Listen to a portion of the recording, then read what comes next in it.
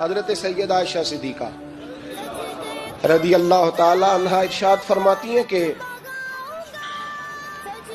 शाबान की 15वीं रात थी, यानी शब बारात की रात।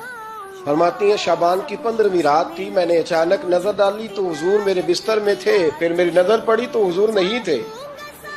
मेरे दिल में गुमान आया, ख्याल आया कि शायद किसी और ज़ौजा की तरफ हुजूर का मिलाने तबाह हो गया हो, वहां तशरीफ ले गए हो। फरमाती मैं उठी बाहर गई तो नबी करीम अलैहिस्सलाम जन्नतुल बकी में थे, करीब एक जगह पे हुजूर दुआएं मांग रहे थे।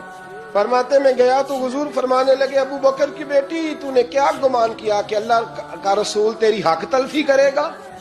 अर्ज की हुजूर आप मालिक हैं, कहीं और जाना चाहे तो मेरी तरफ से पाबंदी नहीं। कहती है वहां खड़े खड़े मेरे रसूल करीम ने बयान फरमाया, ये तिरमिज़ी के लफ्ज है।